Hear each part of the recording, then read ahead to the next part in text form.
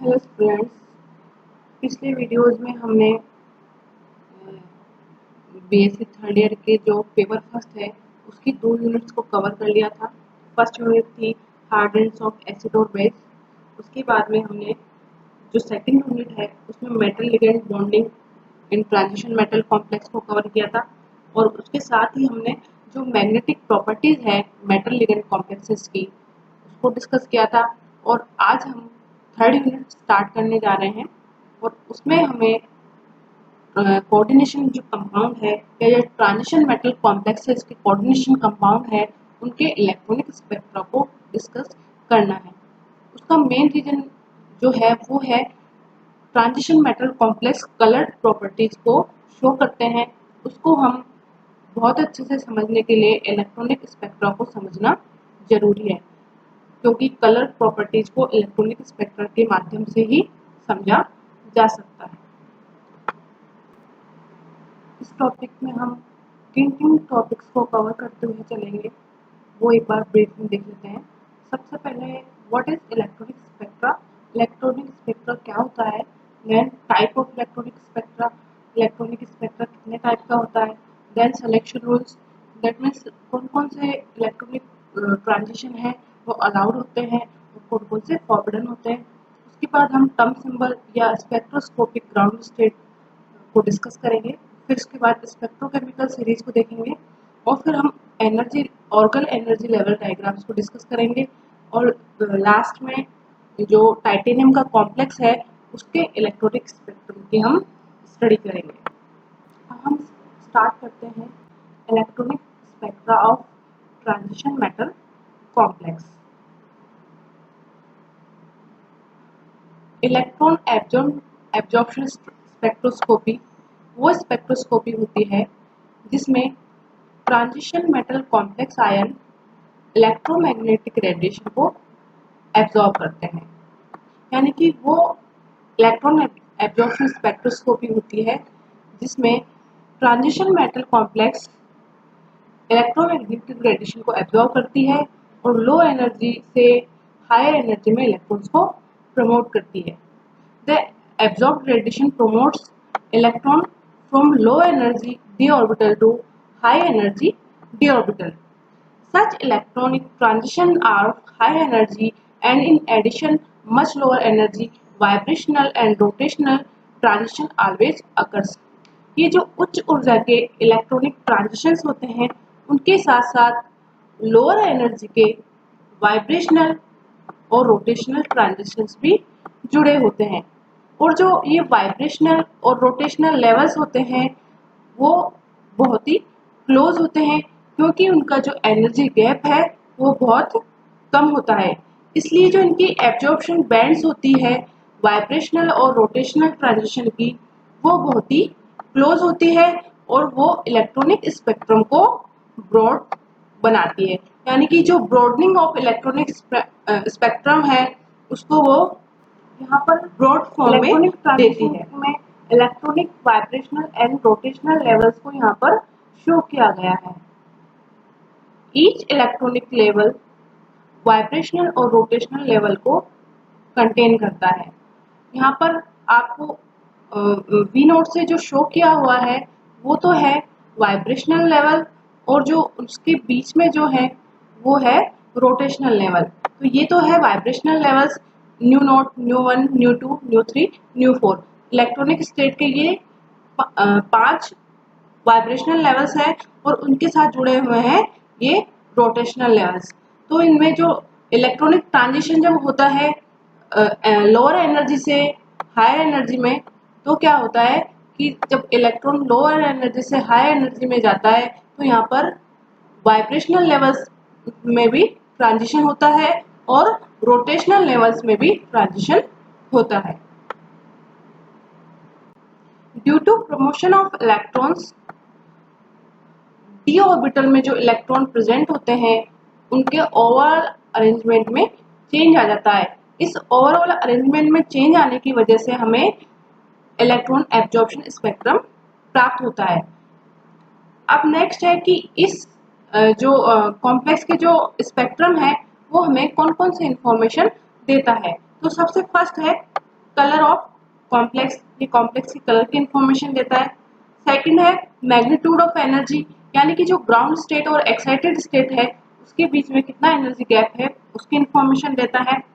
Second third metal ligand bond में covalent character कितने हैं इसकी इंफॉर्मेशन मिलती है। ज्योमेट्री ऑफ कॉम्प्लेक्स की इंफॉर्मेशन मिलती है और जो position of metal ions and ligands in spectrochemical series उसकी इंफॉर्मेशन मिलती है। स्पेक्ट्रोकेमिकल सीरीज में लिगेंड्स को उनकी स्ट्रेंथ के अकॉर्डिंग अरेंज किया जाता है। स्ट्रॉन्ग फील्ड लिगेंड और वीक फील्ड लिगेंड के अकॉर्डिंग जब लिगेंड को उनकी स्ट्रेंथ के अकॉर्डिंग जब अरेंज किया जाता है तो उस सीरीज को बोलते हैं स्पेक्ट्रोकेमिकल सीरीज। सेकंड है नेफ्लोग्जिटिक सीरीज, इसमें इलेक्ट्रॉन इलेक्ट्रॉन रिपल्शन के अकॉर्डिंग अरेंज किया जाता है। इलेक्ट्रॉन एब्जॉर्प्शन स्पेक्ट्रा है उसको समझने के लिए हमें कुछ टर्म्स को समझना जरूरी है। सबसे पहली है एटॉमिक स्पेक्ट्रोस्कोपी। एटॉमिक स्पेक्ट्रोस्कोपी क्या है, फिर उसके बाद है splitting of degenerate energy terms और उसके बाद है सिलेक्शन रूल्स। तो सबसे पहले हम बात करते हैं एटॉमिक स्पेक्ट्रा की।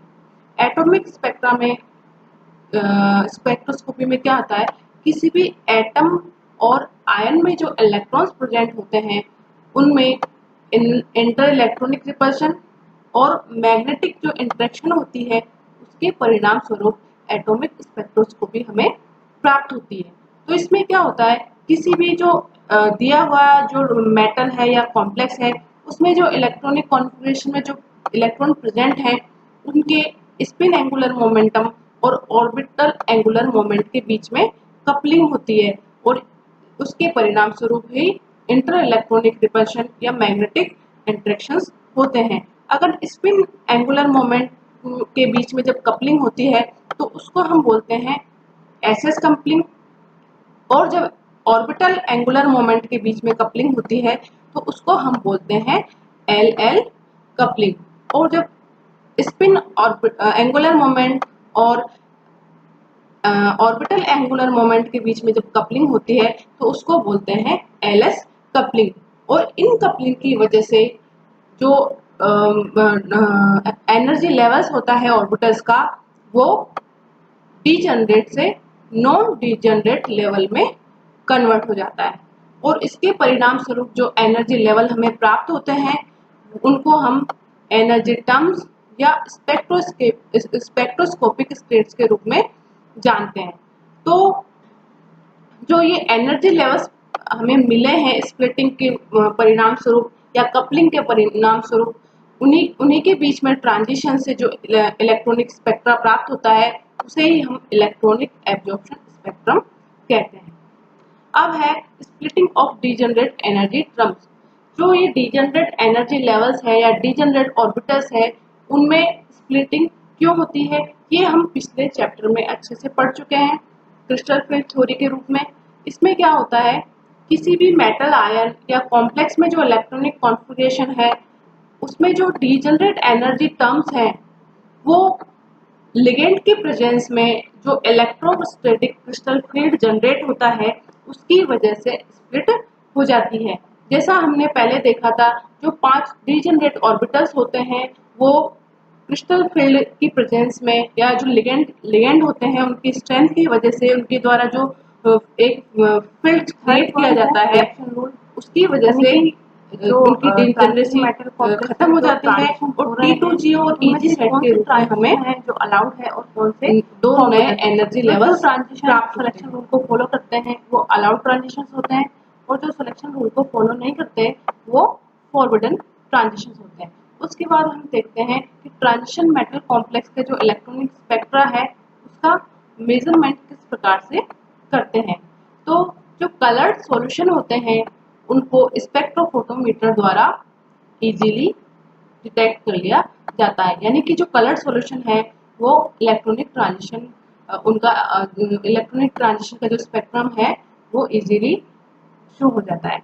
इसमें क्या होता है कि कलर्ड सॉल्यूशन को हम एक ट्यूब में लेते हैं जो कि L लेंथ की होती है, उसमें मोनोक्रोमेटिक लाइट की बीम को पास किया जाता है और वो सॉल्यूशन को पास करने के बाद पर फोटो इलेक्ट्रिक सेल पर पड़ती है। तो इसमें क्या होता है, हम फिर जिस अमाउंट की लाइट एब्जॉर्ब हुई है और जिस फ्रिक्वेंसी की हमने वहां पर पास की है उसको स्कैन करते हैं।